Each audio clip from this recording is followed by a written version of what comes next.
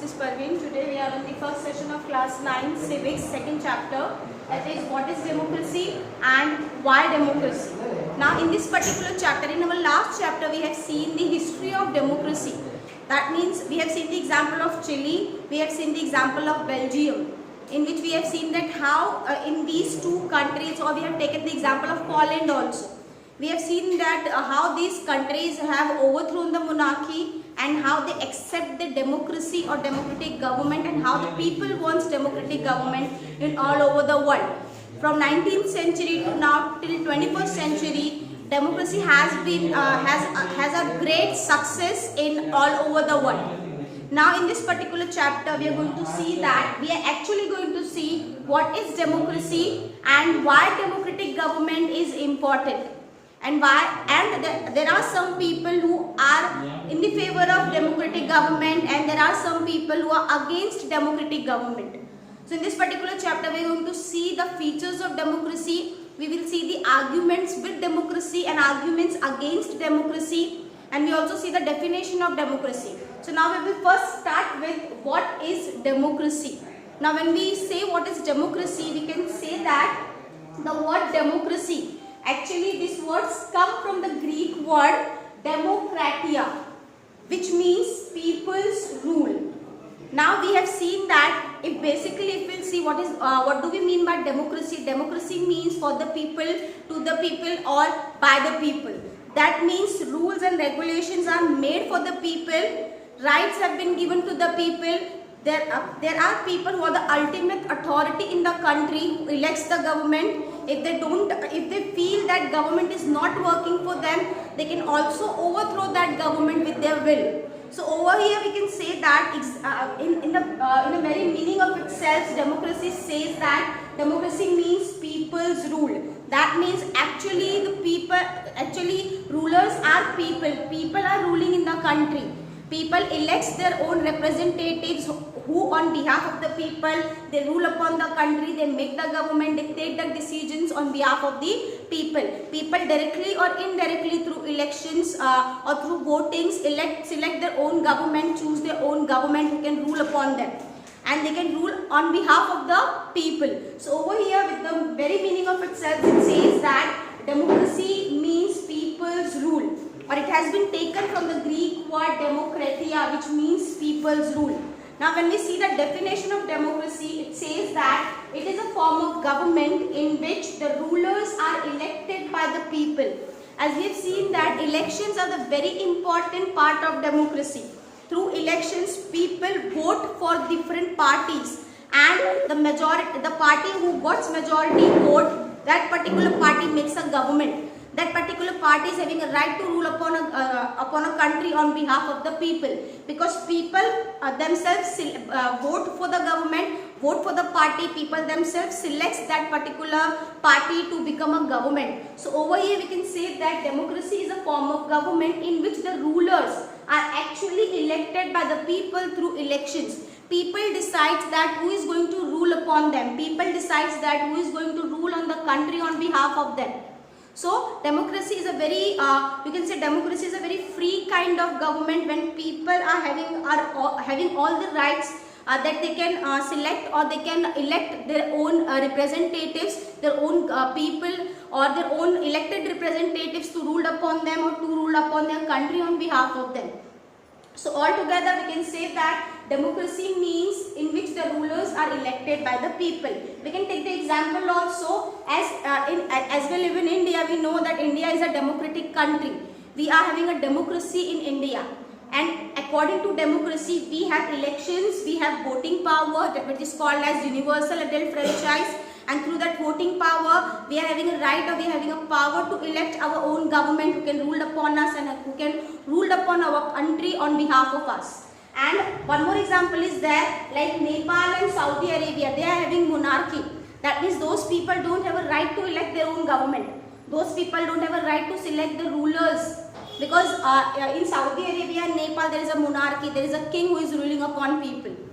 So over here, I hope you have understand the definition and meaning of democracy. Now moving further, we will see features of democracy with some examples. Okay. So first of all, the very first features, feature of democracy, as we have seen in the meaning, that democracy is a form of government which give people a power to elect their own ruler, to elect their own government who can rule upon them. So over here, the first feature of democracy is major decisions by elected leaders.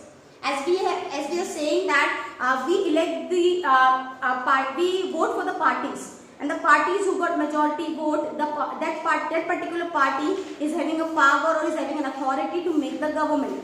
The leaders of those parties are having an authority to make the government. Those leaders are elected leaders who are there, and those elected leaders are also called as ministers, like chief minister, prime minister, chief minister for each state, cabinet ministers are there. Okay, so all these ministers or all these elected leaders, we give them a power that on behalf of us, they can take decisions regarding our country.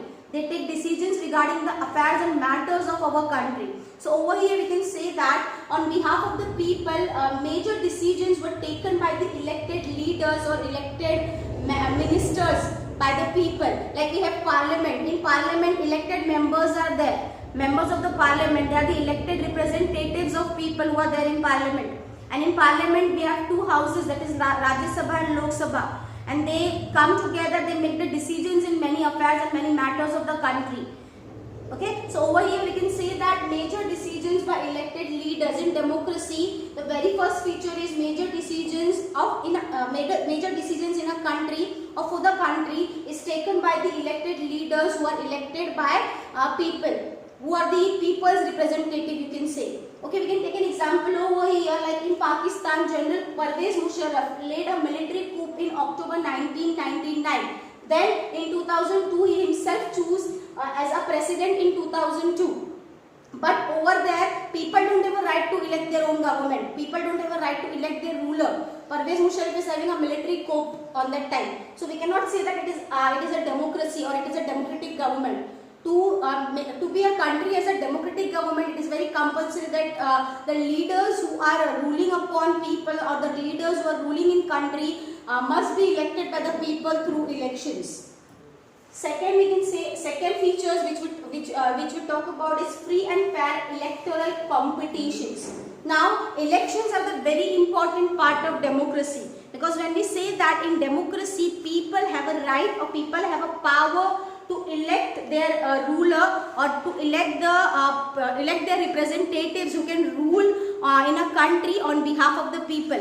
And the very good method of this is elections. Elections has been held so that people are having a power to vote. People can vote whoever they want, whoever party they want. If they feel that that party or that particular person is able to rule on a country or is eligible to rule over the people, or is eligible to rule over the country on behalf of the people, then only people will vote for that particular party or vote for that particular person. So over here, elections gives people right to choose or elect their own government. So there should be a free and fair electoral competition. There is an election commission in India also. We can take an example of India. In India, we are having an election commission who decides the rules and regulations of election. And there is a free and fair elections. That means each and every party is free to take part in election or participate in election. Each and every citizen of India who is above 18 years of age, they are having a right to vote, or they are having a right that they can vote to anyone who they want. There is no pressure on political parties, or there is no pressure on people at the time of election for voting or for participating in elections. So over here we can say that the second feature of democracy is free and fair electoral process or free and fair electoral election competition. Competition means there is no single party who is participating in elections. There are several parties, like in India we are having multi-party system. We are having several parties who vote. We are having several parties who participate in election, who contest in election, who take part in elections, and their members are taking part in elections. And as a people, we are having a power that we can vote whoever we want according to our will. Next one is one person, one vote. That is universal. Through universal adult franchise, it has been said that, or the rule has been said that in a process of election, each and every citizen of India, you can say, or each or every citizen in a democratic country has one voting power. one person, one vote. One person can vote only for, one person has only one vote. One person in an election cannot vote twice. The person is having a right to vote at once in elections. That means he can select any one particular party or one particular individual or one particular contestant to vote for, whom they wanted to become, whom they wanted to be a ruler of a country, whom they wanted to become a government in a country. So over here we have we can say that in democracy one person is having one vote, and that is a voting power which we have, through which we can elect our own representatives to rule upon us or to rule upon our country on behalf of us. Next feature is rule of law and respect for rights. In a democratic government there are certain rules made by constitution, and all the citizens and all the parties, or you can say government itself, needs to follow certain rules of law, and they need to respect the rights given to the citizens. Like constitution has given certain fundamental rights to its citizens. Each and every government who is there in a there as a ruling government or ruling party, that particular government, that particular elected government must respect the fundamental rights given to the people, given to the citizen by constitution. There is no violation of fundamental rights. And there are certain rules of law when we talk about the elections, when we talk about the parliament, when we talk about taking decisions by those leaders.